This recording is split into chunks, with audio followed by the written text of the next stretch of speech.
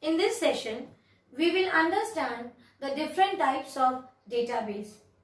We will also find out in which cases which type of database should be considered.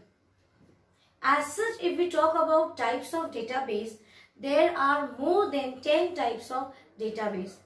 But few which we can understand at this stage are, the first is your flat database. The second is relational database management. You can add database management system. Then we also have object based or oriented database management system. Then we have distributed database management system, and so on. Let us first find out what do we mean by database. Children, database management system, I told you, it starts from the core. If you drill, it is a raw data. As discussed before, take for example, if I say roll number 1. Roll number 1 is a raw data because which class roll number I am talking about, that is not clear. Now, if I add more relevant data to it, that is of class 8 section D, then it becomes one such record. Correct? One information. So, when we add more relevant data to it, it becomes information. One complete information. And likewise, to so many datas, and you add so many relevant more data to it, that becomes your complete, see here, table with so many records. Intersection of rows here. These are rows and columns. So database is your table where you store your records for future use. And the software which is needed to use, which is needed as a tool to maintain record or to find out from the record any query if you have, or you want to transfer this or convert it into a report. So you do it using some software. That software is your database management system. Like here, MS Access is a type of database management system. Now, when we talk about flat database, take example of one register where the teacher must have maintained your personal information or collected personal information from your school diary. Remember, you have personal memo. There you have all the personal information about you, your parents, contact number, their graduation or their qualification, and furthermore you can say parent signature, Aadhaar card, Samagra ID, all these things. These are what? These are all information of one single child.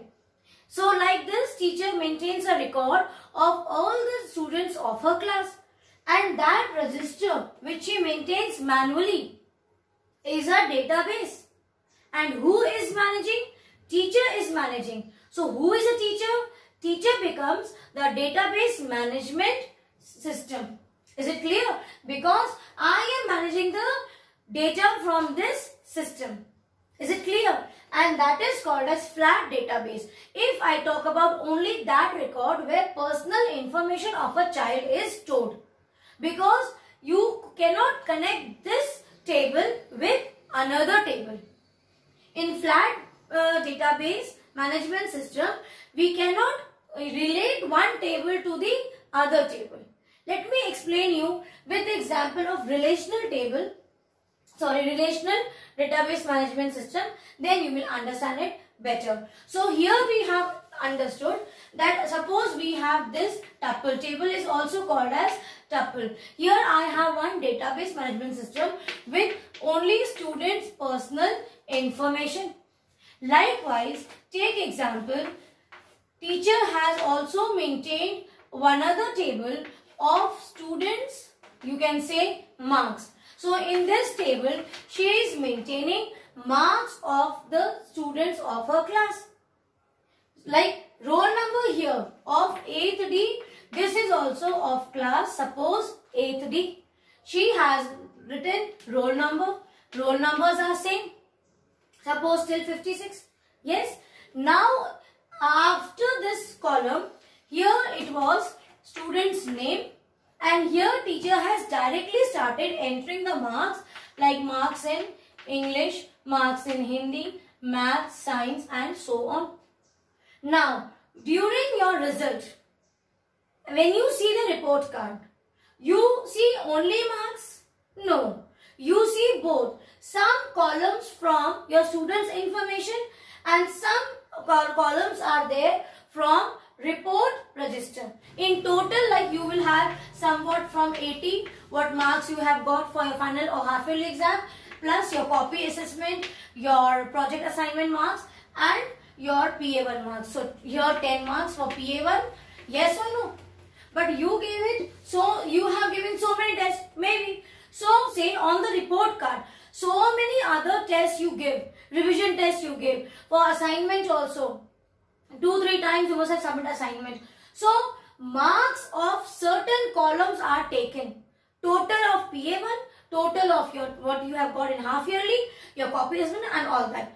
So that is the example of relational database management system, because table 2 where you have marks, from this table teacher is taking marks, and from this table teacher is fetching information of the students. So they both are related, they both have a relationship, and through what? They are connected through the primary key. Now what are primary keys? Children, primary keys are the unique keys, which is a key which do not allow any duplicacy in that column.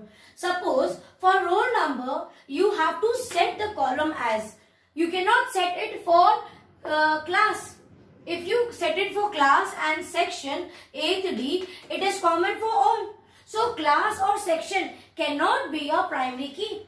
Same way name. Name cannot be the primary key because it avoids duplicacy. In any case, there will be no number or no name same when you take it as a primary key. What about roll number? Yes, roll number is a primary key column. Why? Because all the students have different roll numbers. No child has in the class, no two children will have same roll number. Correct? Take another example, mobile number. If you are fond of somebody's mobile number, you like that number, do you get it from any other company also? No. Find out. It is not possible. No two mobile number will be same. So that is a primary key. Is it clear? I mean that column, if you can take for contact number, you can set for this contact number as primary key. So here I have taken roll number, I have set it as primary key. So primary key here, that is the roll number. And to the other column when or the other table, when I am saying I want to relate this table from the other table, how is it possible? Like you and me, how are we connected? What is the common key between you and me? It's the school. Are you getting my point? Same way here, there has to be some common key through which they have to be connected. So this column's primary key becomes the foreign key of the other table. So this primary key is that main, you can say, concept behind helping us to relate two tables. We can relate only through primary keys. If you say we do not have any roll number, any common column here, then how can you connect? For connecting one table to another, we need some common ground. And that is, the common grounds are the foreign key and the primary key. Primary key of one table becomes the foreign key of another table. And like this, what do we see? We see the tables are connected. This is what is relational database management system. This can be done by taking many tables using MS Access, and from each table you have to see there should be some common column, and you can connect multiple tables. Is it clear? This is called as relational database. And now move to the object-oriented database management system. These two we do not have in our syllabus, but still you should know that children, sometimes when we talk about storage of data or maintaining record, who are maintaining records for Aadhaar card, you must have gone to those Aadhaar card centers to get your Aadhaar card number. Did you got it directly? You have given some proofs, then they have entered your information. Plus, they have also stored your biometric, like your retina scan or finger scanning. They have done these. So what are these? In other objects, like in relational database management system, we cannot store your biometric samples. But with the help of object-oriented database management system, it helps us in storing objects. Objects like human face, any biometric samples. So that is what is called as object-oriented database management system. Now where it is used? Take for example, if a bank was looted. Now what will the people cop do? They will come, they will check. Yes or no, they will scan, they will take the samples of the fingerprint, etc. Now after getting the fingerprints from the bank, what they have detected, now they will check it from their samples. They do have the thieves record. So from the thieves record, they must have the thieves name, locality, area, how many cases going on, or plus these biometric samples. So they will check and match from the list from that database. That is the example of object-oriented database management system. Now, most interesting is your distributed database management system. What are your ATMs?